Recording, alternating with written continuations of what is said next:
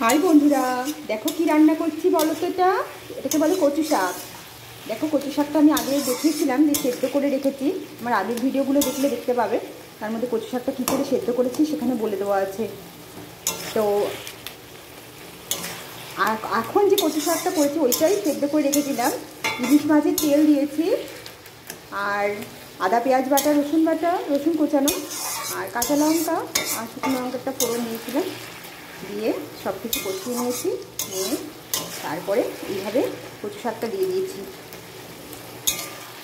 কচু শাক খেতে কে ভালোবাসো না বলো?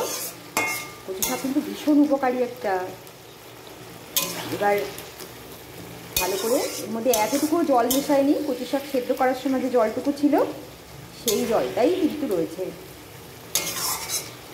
এবার এটাকে ভালো করে নিয়ে নিচ্ছি। কচু শাকটা অ্যাকচুয়ালি কিন্তু বাঙালিদের রান্না, এটা ঘটি বাড়িতে খুব একটা খাওয়া হয় না। যদিও আমার পরিবারে সেরকম কোনো গল্প ব্যাপার নেই। আমাদের এখানে আমরা তো বাঙাল, তো আমাদের বাড়িতে তো কচু শাক রান্না হয়। আমার একেবারে পরম আত্মীয় যারা, তারাও খেয়ে নেয়। সুতরাং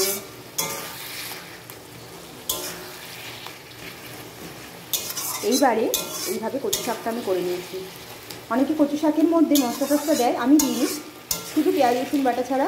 আর রসুনটা আমি এখানে পেস্ট দিই না, চেষ্টা করি গোটা একেবারে কুচানো দিতে। দেখো রসুনগুলো দেখতে পারবে জেগে থাকে, সেটা খেতে ভালো লাগে। আর ইলিশ মাছের তেল দিয়ে দিয়েছি। ইলিশ মাছের তেলটা দিলে স্বাদটা ভালো হয়।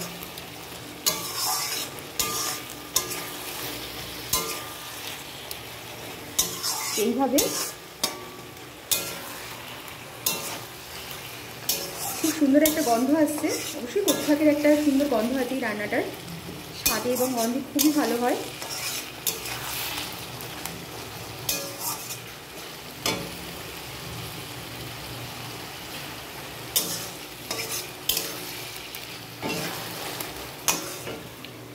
এর মধ্যে একটু দেব খুব সামান্য একটু মিষ্টি,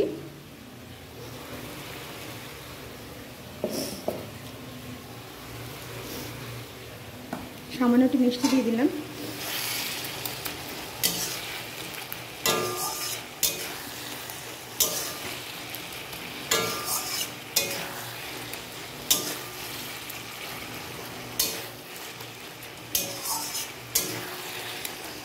এবার একটু ভালো করে কষে নেব।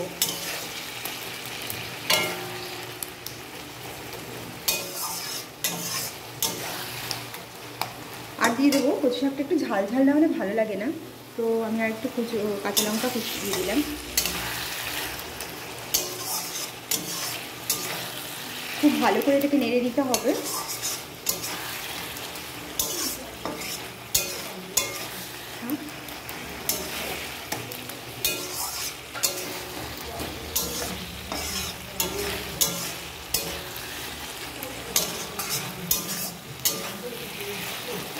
আর এটা একদম শুকনো করে নিতে হবে। দেখো কচু শাকের মধ্যে যে জলটা ছিল সেই জলটাই কিন্তু ছাড়ছে। আমি কিন্তু আলাদা করে ভেতর থেকে এতটুকু জল দিইনি। সেই ভেতরে যে জলটা ছিল কচু শাক যখন সেদ্ধ করেছিলাম সেই সেদ্ধ জলটাই কিন্তু রয়ে গেছে, সেটা আমি ফেলে দিইনি, কারণ এর মধ্যে ভিটামিন মিনারেলস রয়েছে, সেটা যাতে স্বাস্থ্যের পক্ষে ভালো হয় তার জন্য এটা করা। আর অবশ্যই কচু শাকের প্রচুর গুণ আছে, গুণাগুণ আছে, যেটা ভালো, যার উপকার আছে।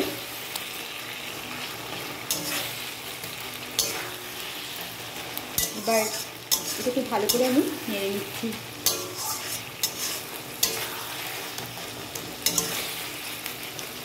খুব ভালো করে এটাকে নেড়ে নিচ্ছি।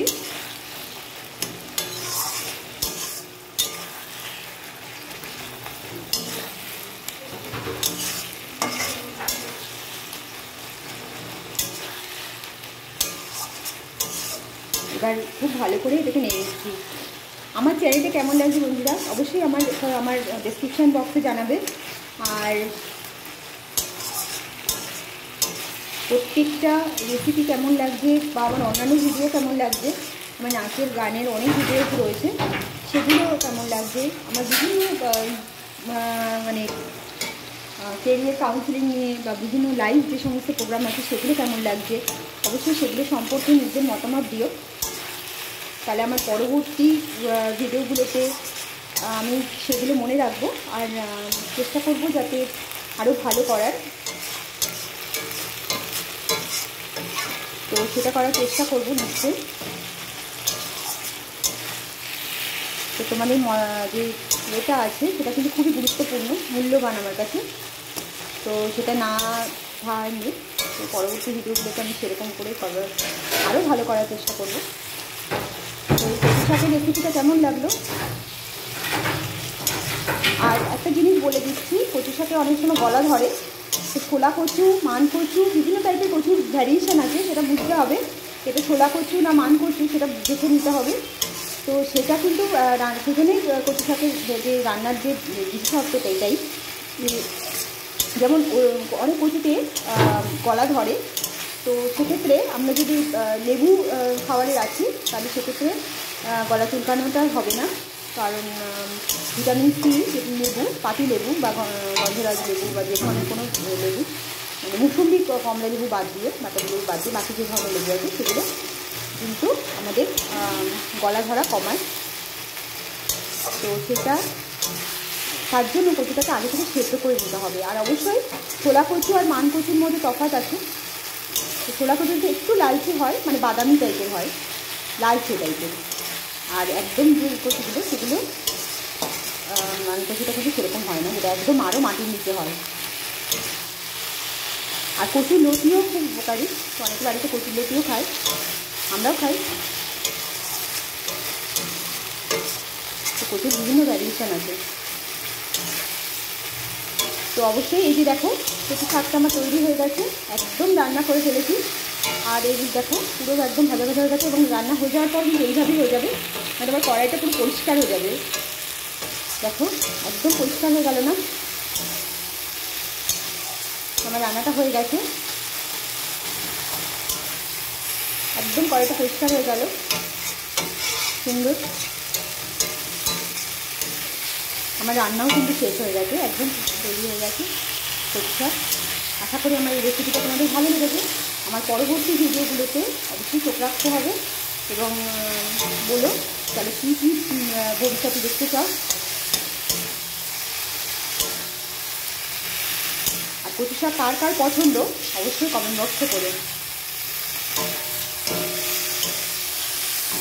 এবার আমি গ্যাসের নবটা বন্ধ করে দিচ্ছি।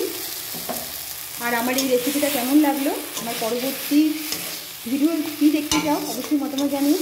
তো সবাই ভালো থাকো, সুস্থ থাকো, আর নিজেদের মানে এই ধরনের আরও ভালো ভালো রেসিপি দেখার জন্য, আরও ভালো ভালো ভিডিও দেখার জন্য অবশ্যই আমার চ্যানেলে চোখ রাখতে হবে।